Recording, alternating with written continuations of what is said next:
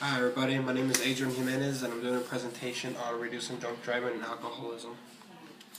Alright, so the effects of what the alcohol have on the brain. Alright, so when alcohol is consumed, it's supposed to have an effect on the brain, and if the effects range from how much one consumes.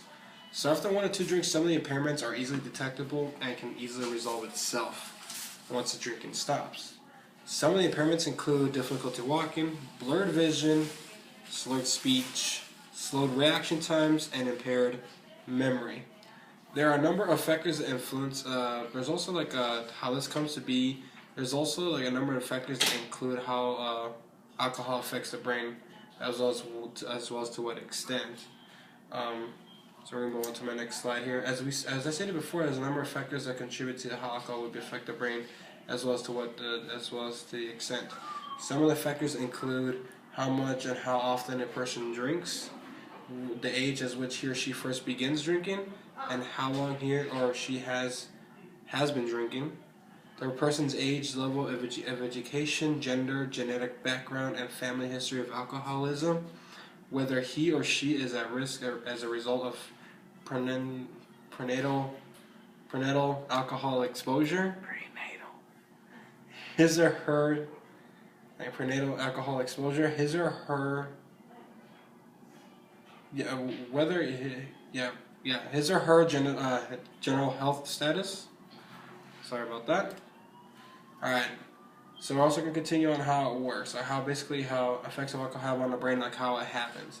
Alright, so basically alcohol affects chemicals in our brain known as neurotransmitters. These neurotransmitters carry messages between neurons, and these neurons support all the function of your body, from your breathing to your fingers moving, to your thinking, to your talking, even to the function of your organs like your heart, your lungs, liver, etc. These chemicals or neurotransmitters are what gives you your mood and makes you feel, as well as how fast and how slow your body will respond. These connections are interrupted when alcohol is in your system.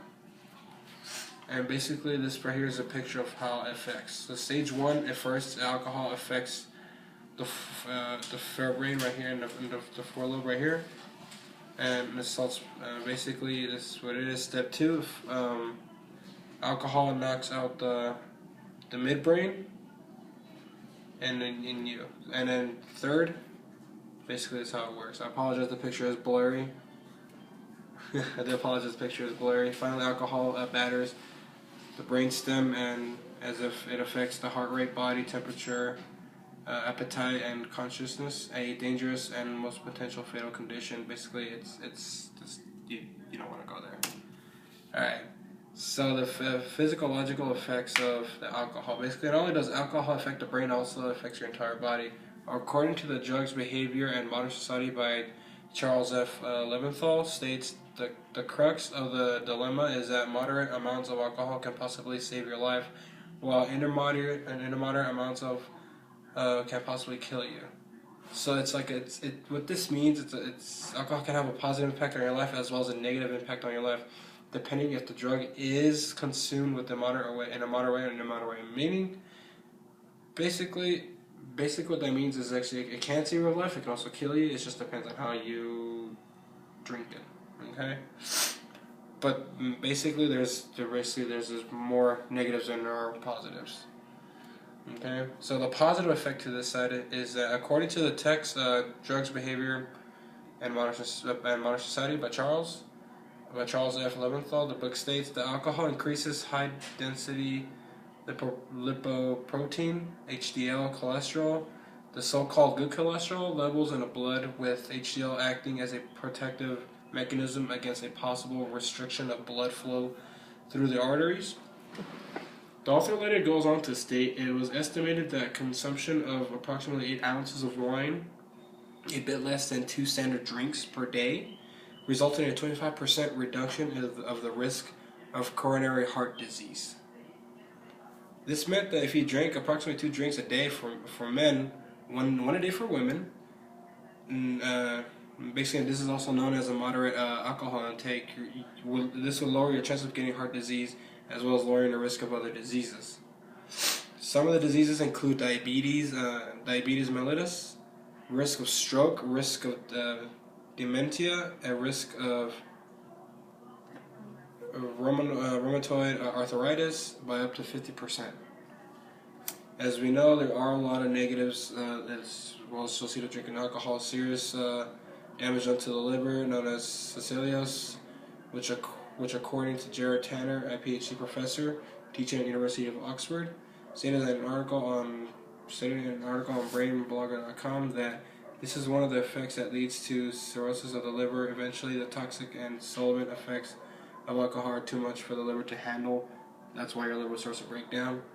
It can also seriously damage your brain and can lead to stroke. So impacts, like I said, alcohol. The impacts of alcohol has an impact on your body when you consume beyond the point of being light-headed to be intoxicated. Alcohol has an impact on violence. It has an impact on aggression. It has an impact on your driving.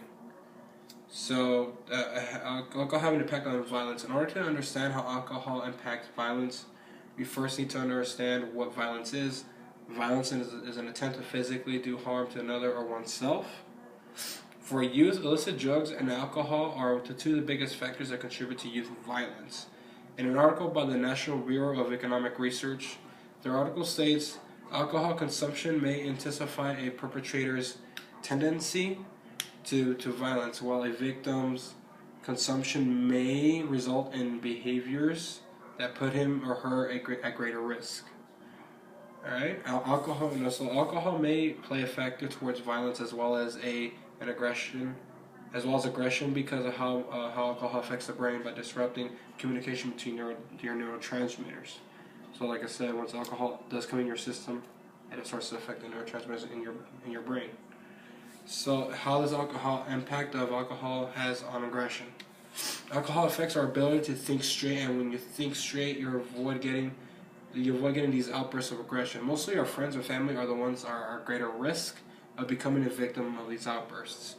Researchers say that it really depends on how your personality. In an article by abc.net.au, Australia, the article states people who are more irritable, having poor anger control, or who displays lower levels of empathy towards others when sober are likely to be aggressive when they have alcohol in their system.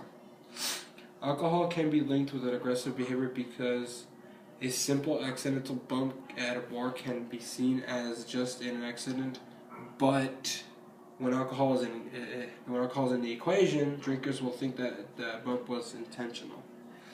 Alcohol impacts our whole body, especially our brains. Basically, alcohol just impacts our body. It's really not too good. All right, basically how the impact of alcohol has on driving. As we all know, if you are caught driving under the influence, you will be faced prison time as well as a fine, and that's also illegal. Alcohol, because it is a depressant drug, slows down our central nervous system, which includes the brain, and this contributes to a number of factors when driving under the influence of what alcohol does. Some of the factors include impaired vision. Like I said, it's just basically how the effects have on the brain. Basically, is what I stated before. Impaired vision, reduced reaction times, feeling more relaxed and drowsy. It can make the driver fall asleep behind the wheel. You can also have trouble concentrating. This is still a big issue because more and more fatalities are more common with drivers driving under the influence, and a lot of organizations have been sparked because of people losing loved ones, like MAD. MAD is a really good example of that. So there are also for people who actually want to get better. There are treatment options. There is a lot of treatment options available for those who want to change their habits and be a better person. The first step someone should do is accept that there is a problem and wants to change. The good thing is that alcoholism is curable, and the only way for someone is going to change their habits is by being motivated and to change their habits. Otherwise, if you're not motivated, there's no point. So there are three stages for treatment: detoxification, rehabilitation, and maintenance of sobriety. So the first, so what we're going to talk about here is basically according to WebMD, detoxification. This may be needed immediately after discontinuing alcohol use, and can be a medical emergency, as detox can result in a withdrawal seizures, hallucinations, delirium tremens, and in some cases may result in death. So it's pretty bad. Rehabilitation is getting counseling, medication, or treatment in order to maintain good health with the skills needed to do so. Okay, so we also have maintained sobriety. Sobriety is the last step needed to be successful, because this one is mainly self-driven, where it's up to the alcoholic to be self-motivated. The key is support, where if the alcoholic attends to regular Alcoholics Anonymous meetings, AA, as well as getting a sponsor to be there for support. So basically, as long as the alcoholic has support, they will be able to get better. Okay. So basically, like I said, there are a lot of treatment options for alcoholics, for those who want to change and be a better person.